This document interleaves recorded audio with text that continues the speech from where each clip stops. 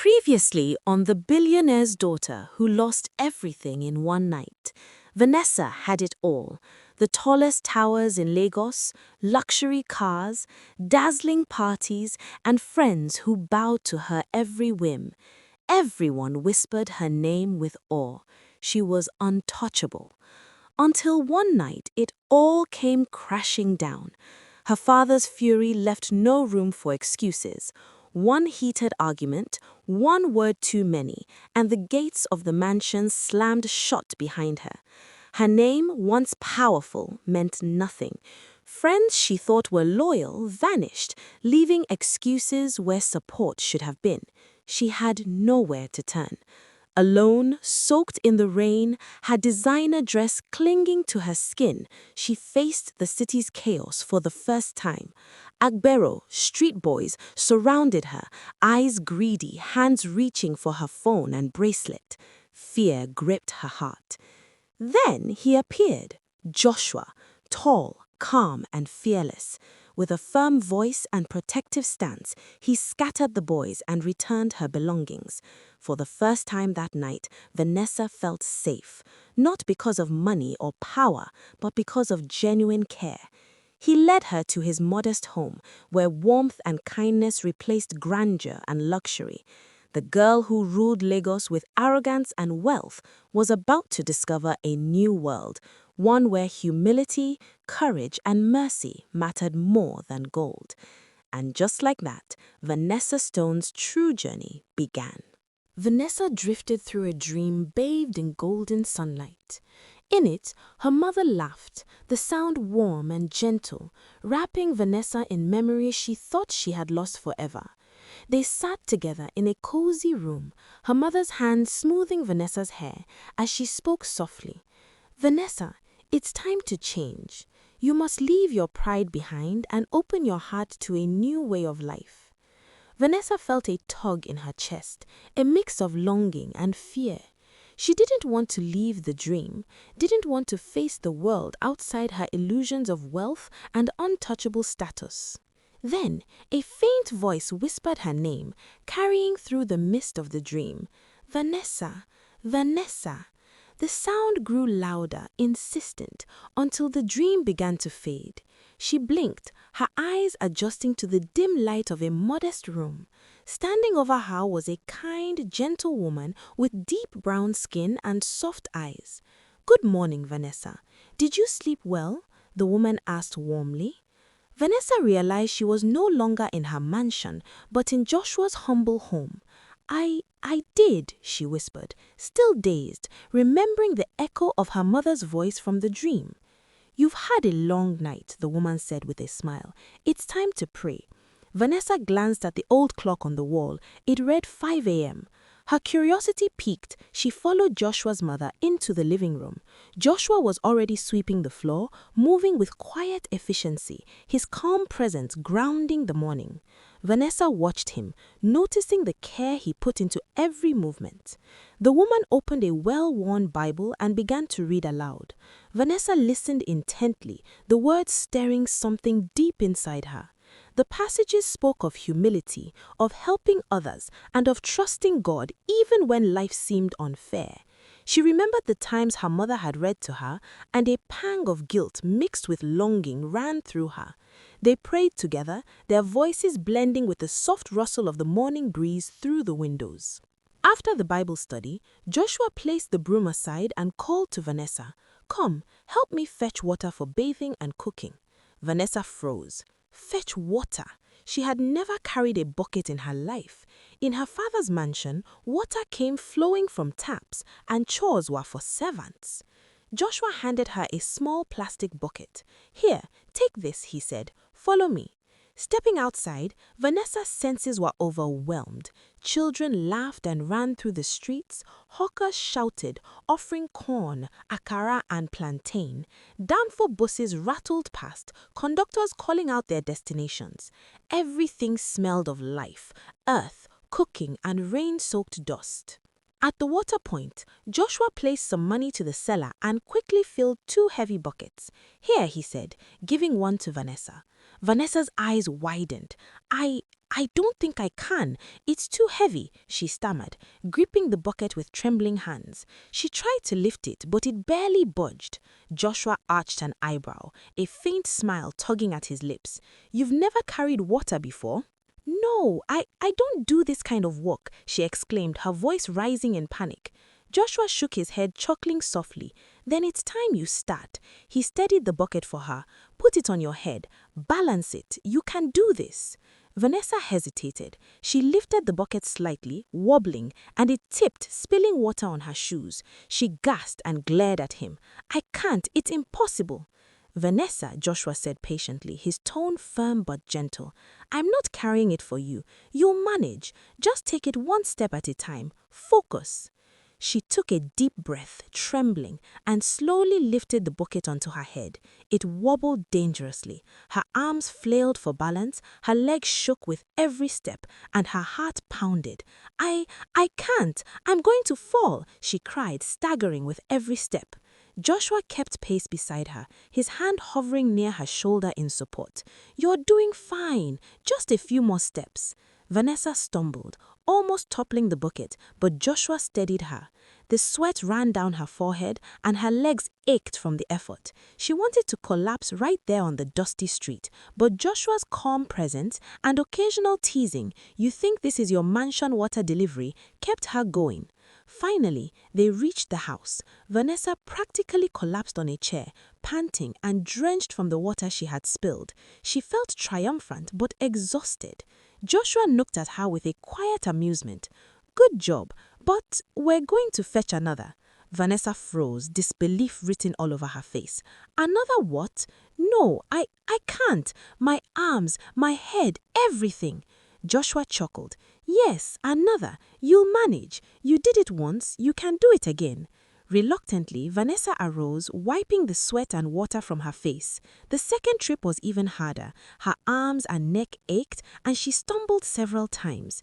Each step was a battle between her pride and her determination. She gritted her teeth, muttered dramatic complaints, and even tried to convince Joshua to carry it for her. But Joshua refused, offering guidance, occasional jokes, and gentle encouragement. By the time they returned home again, Vanessa sank into a chair, gasping for breath, drenched in sweat, and laughing weakly at herself. Joshua shook his head, still amused. See, you're stronger than you think. This is just the beginning, Vanessa. There's more to learn about life, about work, about dignity, and I'll be here to show you. Vanessa looked at him, her pride humbled, yet something deep inside her stirred. For the first time, she felt the value of effort, the taste of challenge, and the strange thrill of learning who she could be without wealth shielding her. Vanessa was still seated on the chair inside Joshua's modest home, still catching her breath from the water-fetching ordeal. Her arms ached, her head spun, but her eyes sparkled with a mix of shock and amusement at the new world around her. Joshua's mother walked over, her face warm with a smile. Vanessa, my dear, you look tired. How are you holding up? Vanessa groaned dramatically. Tired? I feel like my arms are going to fall off. The streets, the water. Joshua! She pointed accusingly at him, who was leaning against the doorframe, barely able to hold back a grin. Joshua chuckled. Vanessa, Vanessa, Vanessa. This isn't your mansion. You can't just expect everyone to serve you here. You can't boss everyone. Vanessa huffed, half annoyed and half amused. I just need a little help. Joshua's mother laughed softly. It's okay, child. You're learning. A little hard work never killed anyone. Vanessa rolled her eyes but slowly got up, prepared for her next challenge, bathing in the small bathroom with a bucket of water. She squealed as the cold droplets hit her skin, bending, twisting, and trying to pour carefully without spilling. By the end, soaked and laughing at herself, she finally stepped out in clean clothes. Joshua was waiting. Ready for your next adventure? He teased. Adventure? My muscles are screaming, Joshua, she said, dragging her feet. He only grinned. Saturday mornings are for learning life skills, princess. Let's go. Stepping out, Vanessa was immediately struck again by the chaos of Lagos streets. Children playing, hawkers shouting, women selling corn, akara and plantains, and the constant honk of danfo buses. The woman behind the table selling akara and pap waved warmly. "Good morning, Joshua. How's my favorite customer today?" "Morning, Madam Idioma. Looking perfect as always," Joshua said, flashing his charming grin. "Can we have some jara today? You know, just because you are amazing." Vanessa froze, staring at the sizzling akara in the hot oil. The golden fritters popped and cracked as if dancing in the pan. She was mesmerized. Madam Idioma leaned forward, squinting at Vanessa. "And who is this young lady? She looks like she's never seen akara before." Joshua's grin widened. "This is my friend Vanessa."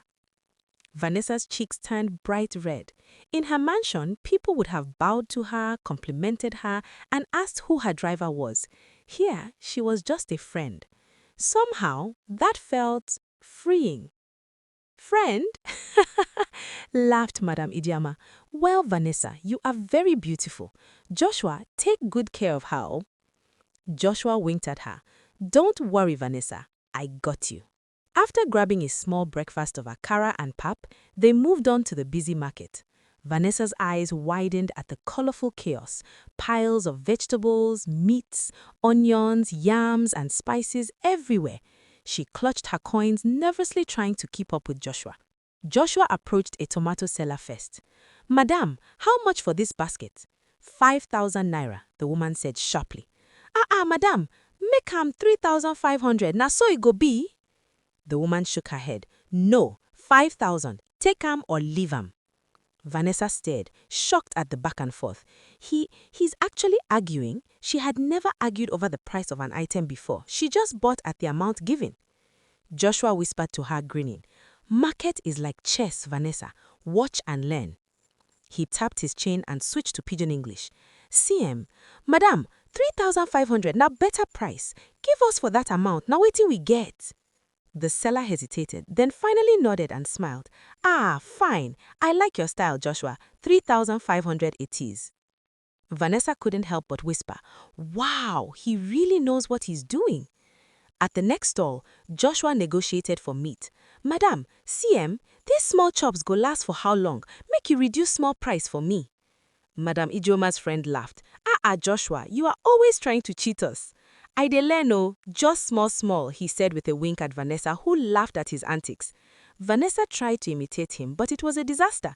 She offered too little, panicked, and ended up giving too much. Joshua chuckled at her awkward attempts.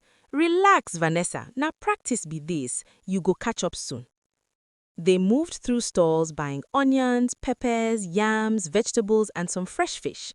Vanessa slowly gained confidence, learning to smile, joke, and even tease the sellers a little.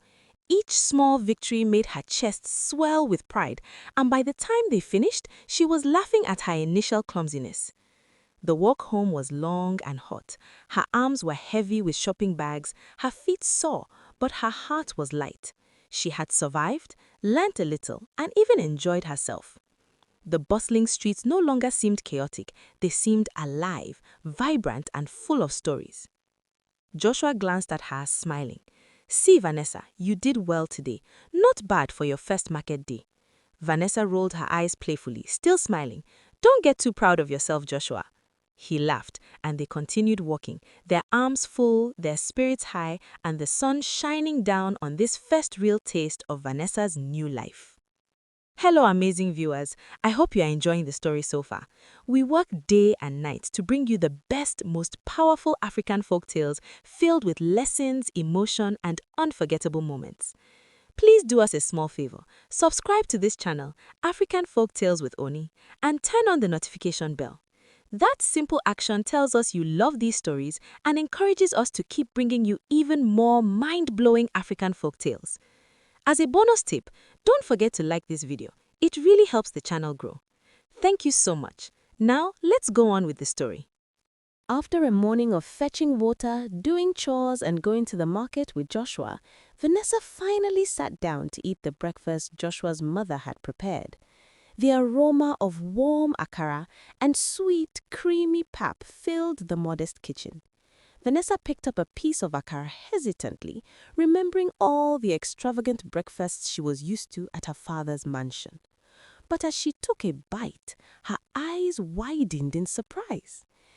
"This isn't as bad as I thought," Vanessa said, smiling a little. Joshua laughed softly. "See? Nothing beats trying it before judging." His mother chuckled warmly.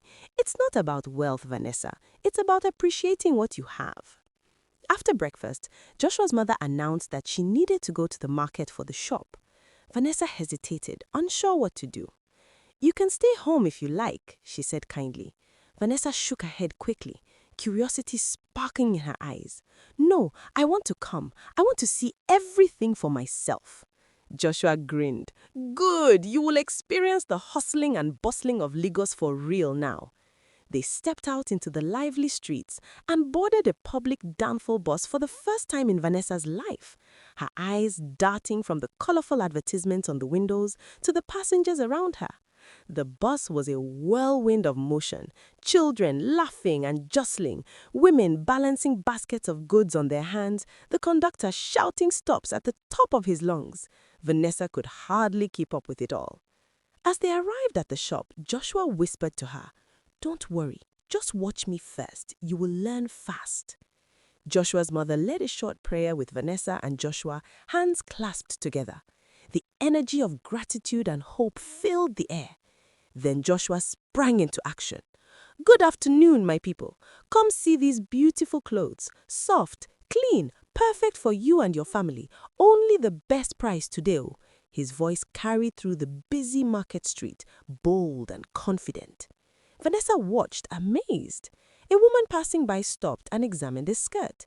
Joshua quickly leaned closer, smiling warmly. "Ah, madam, this skirt go make you shine, oh. You go fine past everybody for party tonight. I know you sabi style." The woman laughed, charmed by his playful praise. "You sabi high person, oh. How much?" Joshua tilted his head, grin wide. "Today, special price for you, my sister, for here. You no go see better clothes anywhere else."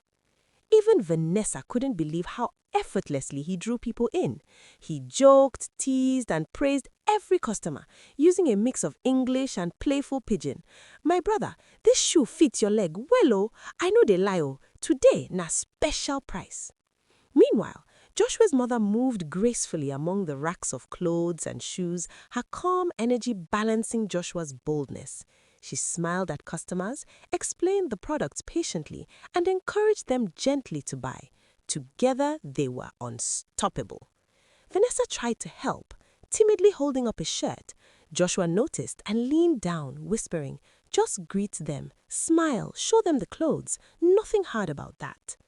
By afternoon, Vanessa's initial shyness had faded. She found herself laughing with customers, learning to hold up shoes correctly, and even mimicking some of Joshua's playful style. The shop was buzzing with people buying clothes, shoes, and small household items. Joshua's playful banter made everyone feel special, and his mother's quiet encouragement made the shop feel warm and welcoming. Finally, the workday ended. Vanessa and Joshua walked slowly home, the sun beginning to dip in the sky. Her legs ached from standing and running around. Her hands smelled faintly of cloth and soap, but she was smiling from ear to ear. "That was incredible," Vanessa said breathlessly. Joshua laughed. "Told you. Lagos life now, wow. Busy, chaotic, but full of energy. You enjoy am?" Vanessa nodded. "I can't believe I did all that today. It's exhausting, but I loved it." She looked around the streets, the people, the laughter, and the smells of the market fading behind them. For the first time in her life, she felt alive in a way money and luxury had never given her. It was the busiest day of her life, but also one of the most eye-opening and thrilling. Vanessa knew this was only the beginning of a new chapter, full of lessons, challenges, and unexpected joy. Vanessa walked into the house, still tired from the long day at the market. Her arms ached from carrying buckets, her feet ached from walking on uneven streets. And yet, a strange sense of excitement bubbled inside her. She had never experienced anything like this. Real work, real life, real effort. The world outside her father's mansion was chaotic, vibrant, and alive, and now it had started to feel strangely familiar. Joshua, noticing the way she sank into a chair and tried to catch her breath, smiled warmly. "You're looking tired," he said gently, brushing back a stray lock of hair from her forehead. "Can you cook?" Vanessa blinked at him in shock. "Cook? Me? Are you serious?" she asked, her voice half laughing, half panicked. In her father's mansion, cooks had done everything for her. Meals appeared magically. Dishes were cleaned without her lifting a finger. Cooking was a foreign concept, almost like a mythical skill she had never possessed. Joshua grinned, undeterred. "Yes, seriously.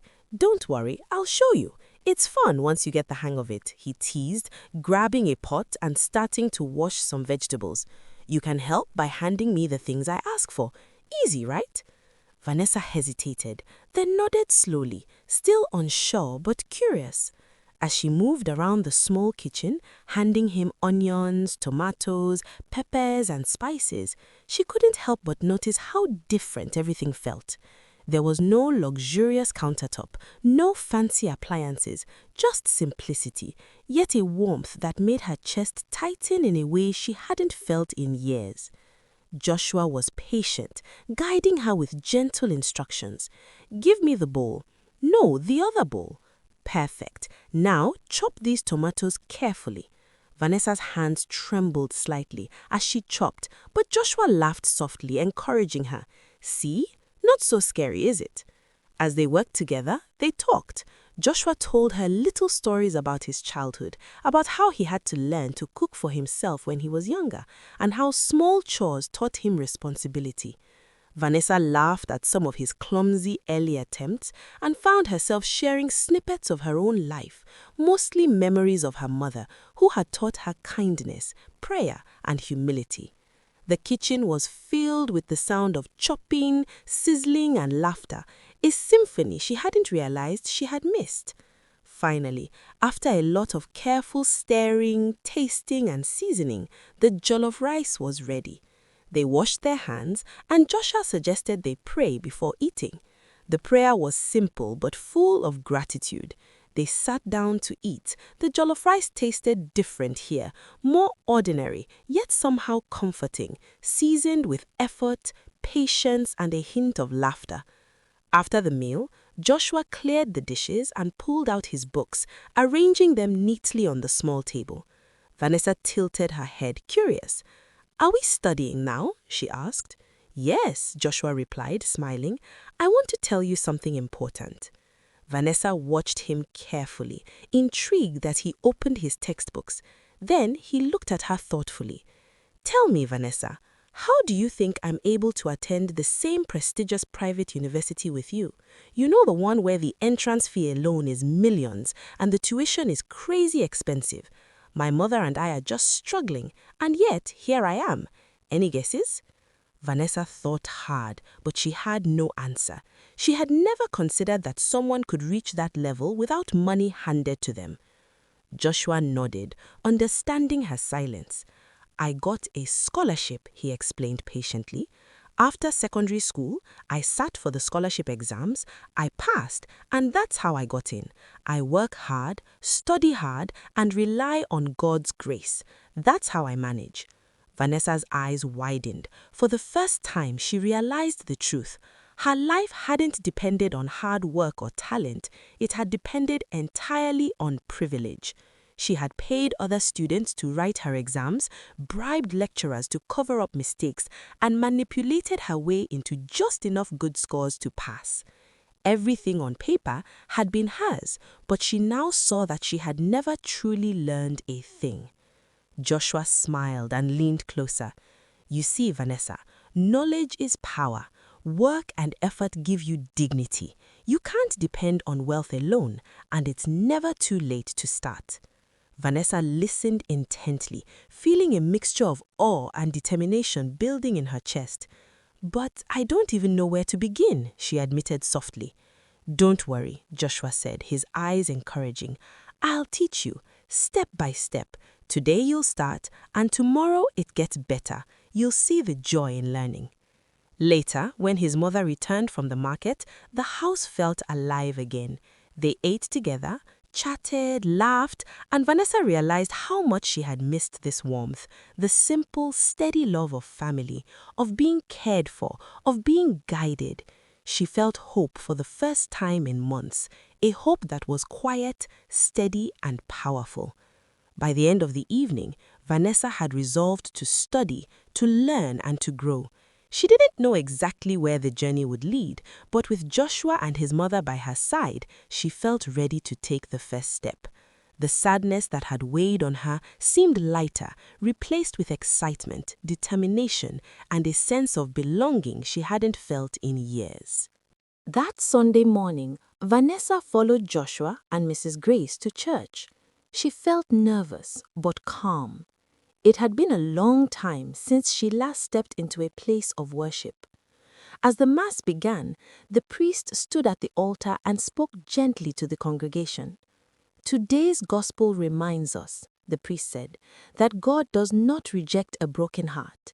In the book of Ezekiel, the Lord says, 'I will give you a new heart and put a new spirit within you.' Change is possible for anyone who is willing." Vanessa's chest tightened.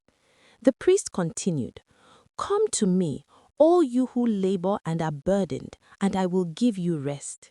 He spoke about pride, temptation, and the false comfort of wealth. "Those who trust in the Lord will never be put to shame," he added. "Everything works for good for those who love God." Vanessa listened closely. The words felt personal, like they were meant for her alone. She remembered the noise of parties, the arrogance, and the emptiness that followed. For the first time, she did not feel judged. She felt called. Mrs. Grace sat beside her, eyes closed in prayer. Joshua listened attentively, calm and focused. After Mass, they returned home and ate. Later, Joshua brought out his books and laptop. He studied carefully, switching between notes and his computer lessons while working on a simple website.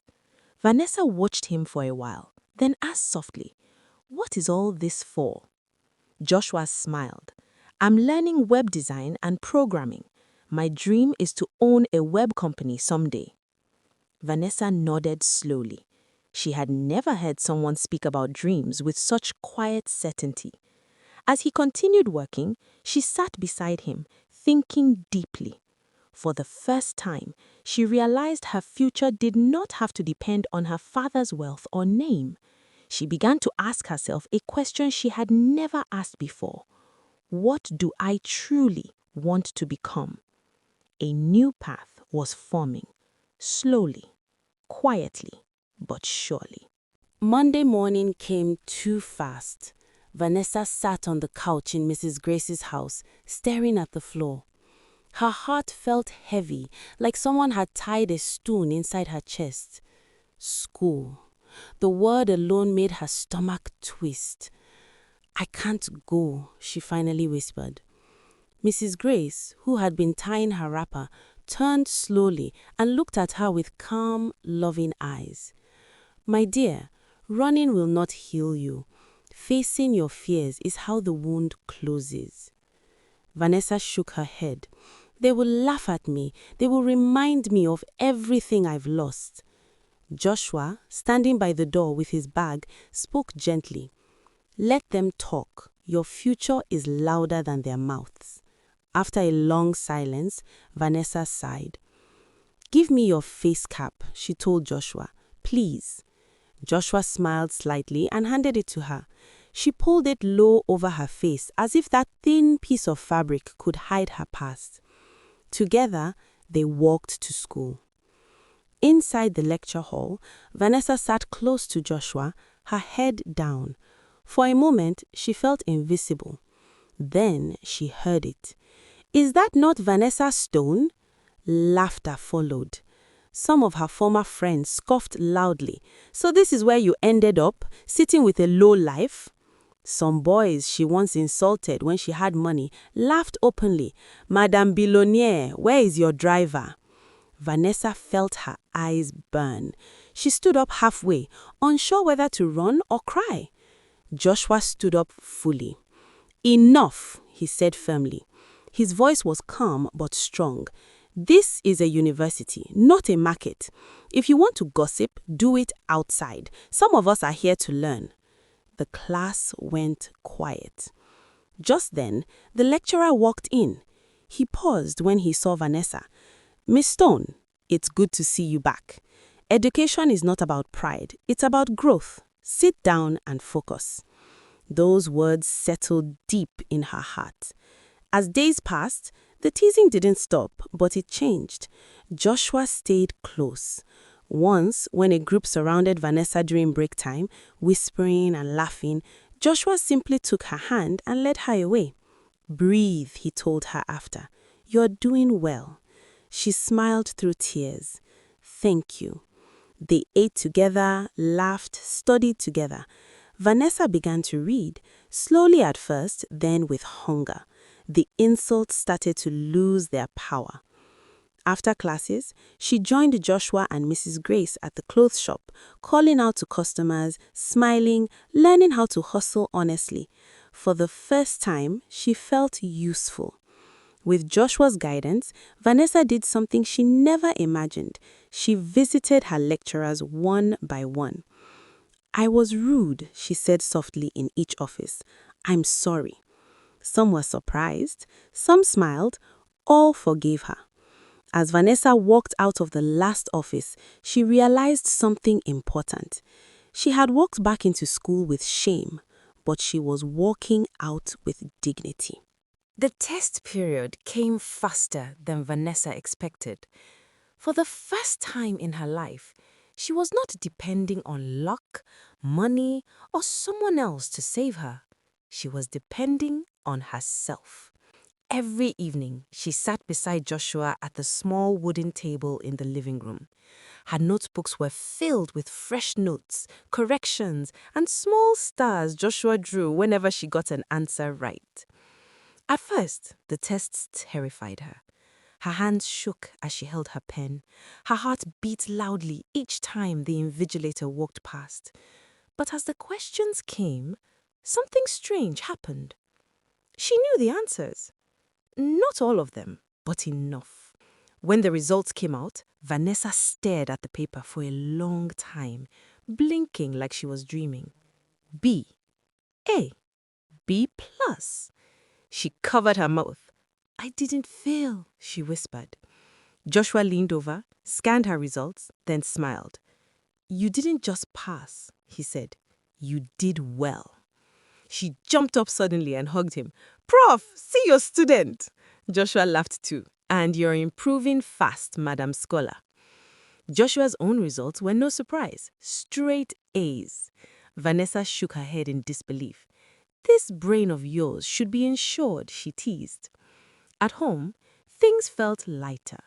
They talked more, laughed more. Sometimes, when their eyes met, they both looked away too quickly.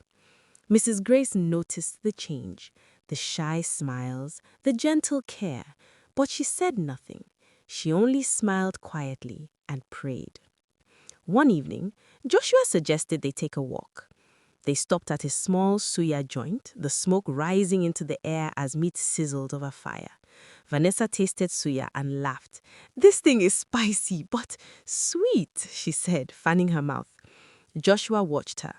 "You're changing," he said. "So are you," she replied softly. On their way home, two of Joshua's friends spotted them. "Guy, this babe fine, oh." Vanessa frowned, stepping closer to Joshua. They asked him plainly, "Is she your girlfriend?" Joshua hesitated. Then he nodded. "Yes." Vanessa's heart skipped. Later, as they walked in silence, she asked softly, "Did you mean it?" Joshua nodded. "Yes, but slowly, properly." She smiled. "I like that." That night, lying on her small bed, Vanessa stared at the ceiling. Joshua's words echoed in her mind. Call your dad. Her hands trembled as she picked up her phone. She stared at her father's name for a long time before pressing call. It rang once, twice. Her heart beat faster. Then it stopped ringing. No answer. She tried again. Nothing. Vanessa turned to her side, hugging the pillow tightly. Her chest felt heavy, but she swallowed the pain. At least I tried, she whispered. Across the city, inside the quiet mansion, Richard Stone sat alone in his study. His food was untouched. His chest felt tight. Vanessa's name kept returning to his thoughts. Her stubborn eyes, her sharp words, the look on her face when he told her to leave. I may have gone too far, he muttered. Margaret noticed his silence. She will be fine, she said calmly, sitting beside him. You did the right thing. She needed humility. Richard nodded slowly, though his heart remained unsettled. Back in Joshua's home, life moved forward.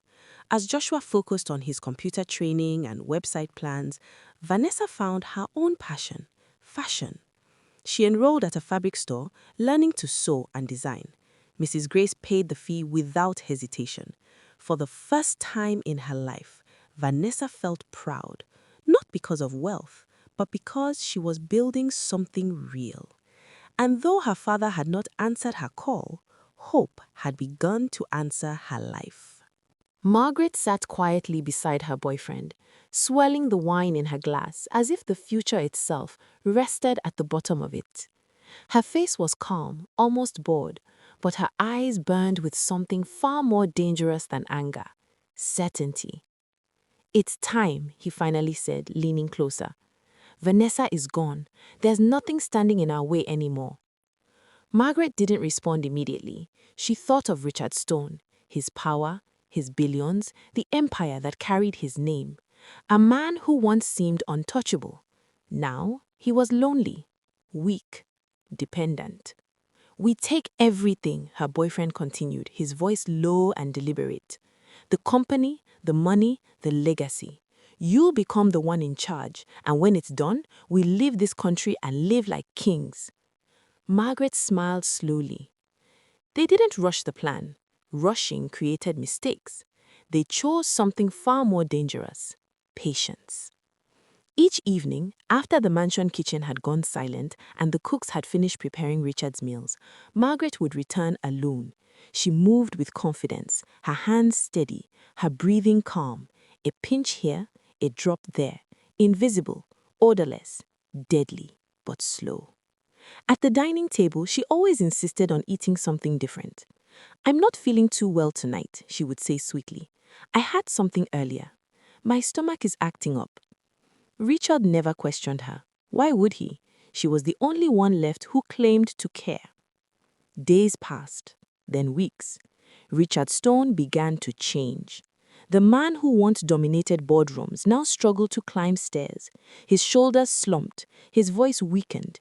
Sometimes his hands trembled when he lifted a glass of water. Doctors ran tests but found nothing definitive. Stress, they said. Exhaustion. Age. Margaret sat beside him during every diagnosis, holding his hand, whispering encouragement, while silently counting down. Miles away, Vanessa felt the silence screaming. Her calls went unanswered again and again. At first, she tried to stay calm. Her father was busy, important people were always busy. But deep down, fear crept in like a shadow she couldn't shake. Something was wrong. One evening, she finally broke down in front of Joshua and his mother, her voice trembling as she confessed everything: the silence, the dread, the feeling that her father was slipping away from her. Joshua listened carefully, then suddenly sat up. There's an inaugural lecture at the university, he said. A lecturer mentioned it. Your dad is one of the main speakers. Vanessa's heart skipped. He's talking about electric automobiles, the future of transport, and I know a lecturer who's close to him. If anyone can help us get close, it's him. Hope flickered. The next day, Joshua took Vanessa to meet the lecturer. It wasn't easy. The man hesitated, clearly torn between protocol and compassion. But when he saw the fear in Vanessa's eyes, something softened. "I'll try," he said quietly. That was all they needed. The auditorium buzzed. That evening, students, lecturers, investors, everyone was there. When Richard Stone stepped onto the stage, a ripple of concern moved through the crowd. He looked thinner, weaker. His face was pale under the bright lights. Whispers spread. But when he began to speak, the room fell silent. Despite his condition, Richard delivered a powerful lecture on electric cars, innovation, and sustainability. His passion burned through his frailty. Applause thundered when he finished, and for a moment, Vanessa forgot everything else. That was her father. As the crowd mingled afterward, Vanessa spotted him surrounded by lecturers and influential guests. Her heart pounded. This was it. She took a step forward, and Margaret stepped into her path. Up close, Margaret's smile was razor sharp. "He doesn't want to see you," she said calmly. "You've done enough damage." Vanessa's chest tightened. "That's a lie." Margaret leaned in. "Stay away. You're not welcome anymore." Vanessa tried to look past her, desperate to catch her father's eye, but Richard didn't see her. He looked exhausted, barely standing as security personnel guided him away. Panic surged. "You're poisoning him," Vanessa blurted out, her voice shaking. Margaret's smile vanished. Her eyes hardened. "Watch your mouth." A heated argument erupted between them, pain, rage, and truth clashing, but the crowd swallowed their voices. No one noticed. Suddenly, Joshua appeared, grabbing Vanessa's hand. "She's distracting you," he whispered urgently. "Your dad is leaving." They ran. Out of the hall, past startled guests, into the night. But the convoy was already gone. Vanessa stopped, breathless, staring at the empty space where her father had been moments before. Her legs gave way. Joshua held her as she cried. "We'll find another way," he said softly. "I promise." Vanessa nodded, but fear settled deep in her chest, because somewhere inside she knew the truth. Richard Stone was running out of time, and the poison had already begun to win. Richard Stone's health was failing. Slowly, almost imperceptibly, his one strong frame had begun to look frail. Margaret's plan, the careful, quiet poisoning, was working. Each day she played the devoted assistant, soothing him with gentle words, all the while tightening her grip on the empire he had spent decades building. One evening, she approached him with a confident smile. "My sweetheart," she purred, "let me help you run the company. I can be your acting CEO just until you're well." Richard frowned, uneasy.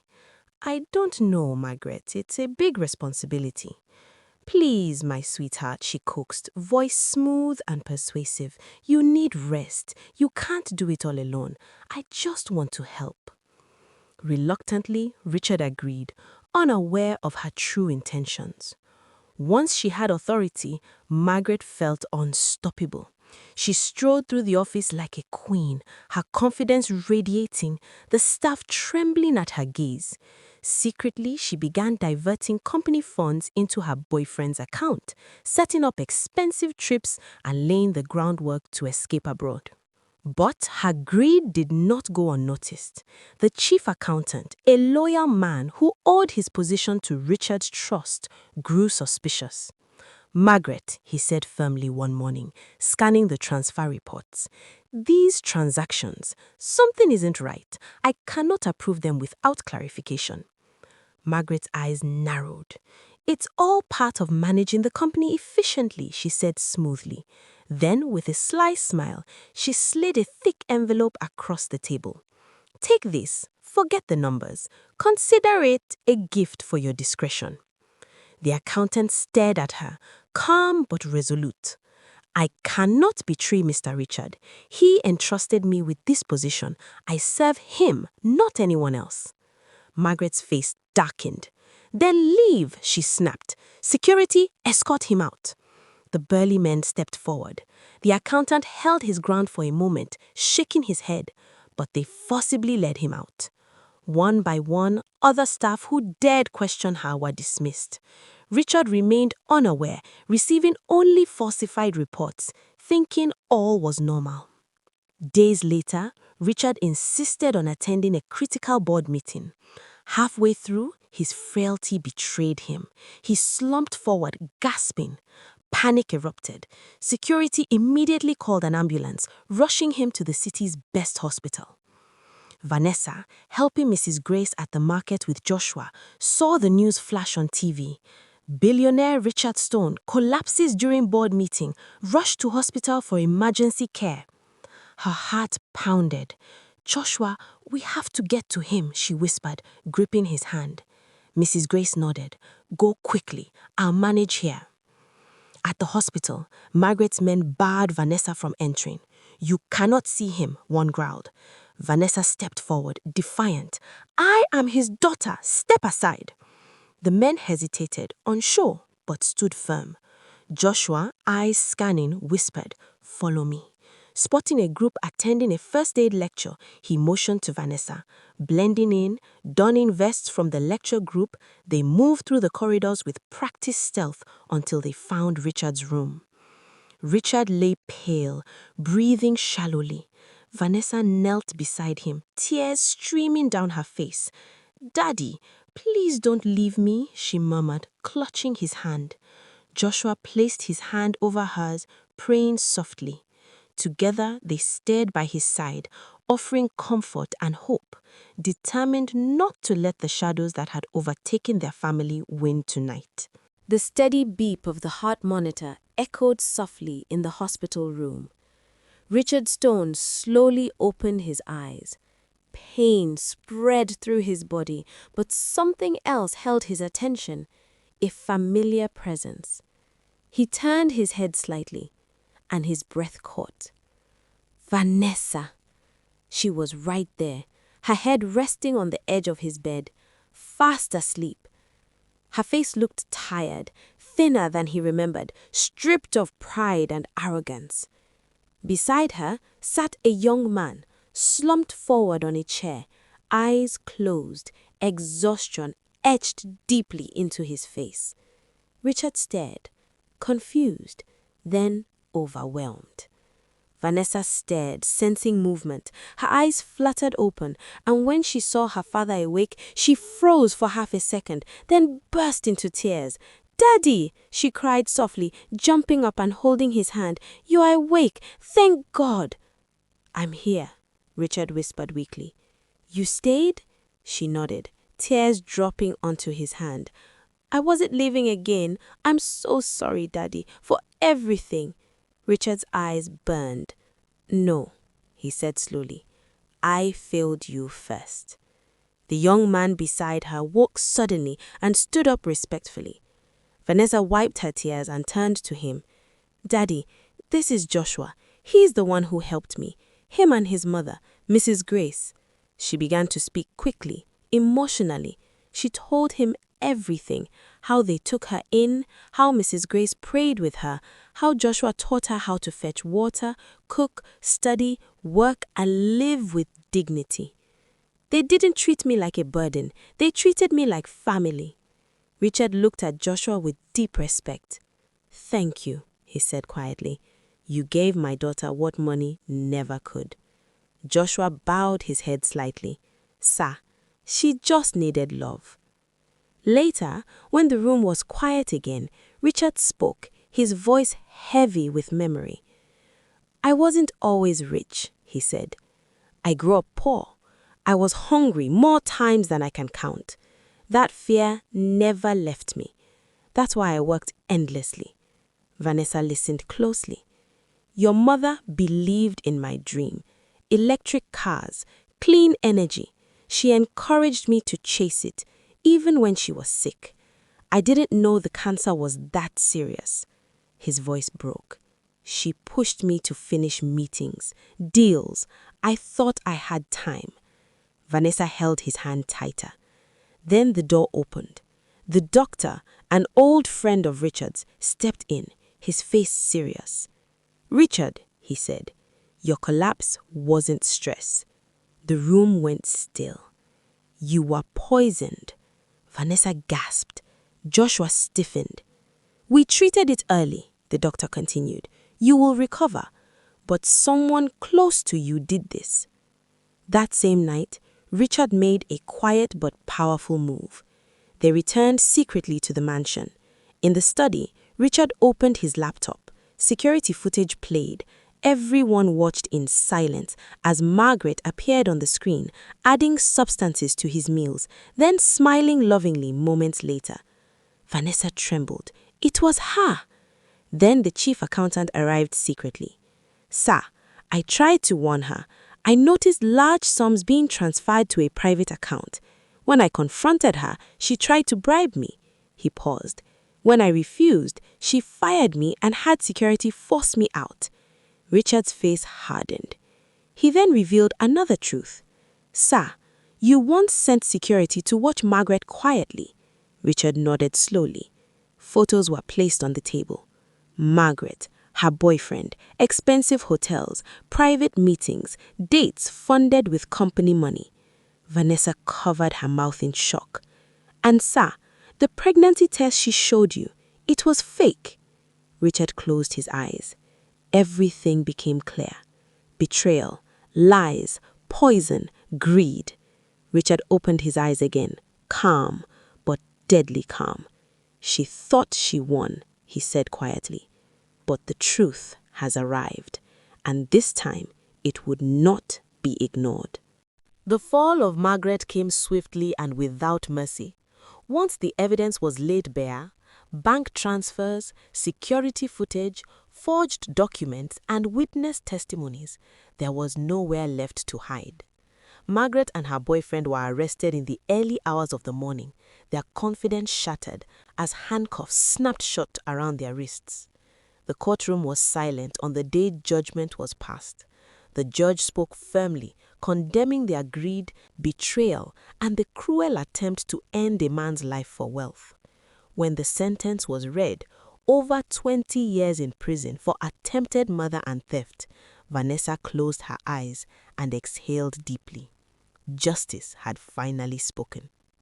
With the storm over, healing began. Vanessa returned to her father's mansion, but not as the arrogant girl who once ruled it with pride. She walked through the gates quietly, her heart full of gratitude and lessons learned the hard way. Richard watched her closely and smiled. He saw humility where pride once lived, strength where entitlement once stood. That night, father and daughter shared a long dinner, talking, laughing, and sometimes sitting in silence, peaceful silence. True to his word, Richard fulfilled a promise that came from deep gratitude. He bought a beautiful, modest house for Joshua and his mother, Mrs. Grace. Nothing flashy, but warm, secure, and filled with light. When Mrs. Grace saw the keys, tears streamed down her face. She prayed loudly, thanking God for restoration and for the son who never lost his values. Joshua stood speechless, overwhelmed, his heart full. Time moved forward, carrying blessings with it. Graduation day arrived. Vanessa stood proudly in her gown, smiling as her name was called. She had earned a strong second-class upper degree, something she once believed money could buy, but now knew only discipline could earn. Joshua followed, calm and focused as always. When it was announced that he graduated with a first class and had secured another scholarship for his master's degree abroad, the hall erupted in applause. Vanessa clapped the loudest, tears shining in her eyes. Life unfolded beautifully after that. With guidance from Richard's trusted assistant, Joshua launched his web company, starting small but dreaming big. Vanessa, guided by her love for textiles and design, built her textile brand from the ground up. Her African designs quickly gained attention, creating jobs and restoring dignity to many. Lagos knew her now, not as a party girl, but as a woman of purpose. Joshua returned after his master's degree, stronger and wiser. Their wedding was simple, elegant, and full of joy. Old friends came, some ashamed, some hopeful. Vanessa welcomed them all with grace. She forgave freely, prayed sincerely, and offered opportunities instead of judgment. The chapter ends on a quiet boat cruise, water glistening under the sun. Vanessa sat close to Joshua, leaning gently against him as he wrapped his arm around her, holding her close. "I could stay like this forever," she murmured. Joshua smiled, pressing her a little closer. "Then we'll make forever ours," he whispered. They shared a soft, lingering kiss as the boat sailed forward toward a future built on love, trust, and quiet, unwavering happiness. The end. If this story touched you, don't forget to subscribe to Folktales with Onyi. Turn on the notification bell and tell us in the comments, what lesson did you learn from Vanessa's journey? Watch the next recommended story, it's waiting for you, and many more powerful African folktales are coming your way. Until next time, stay inspired.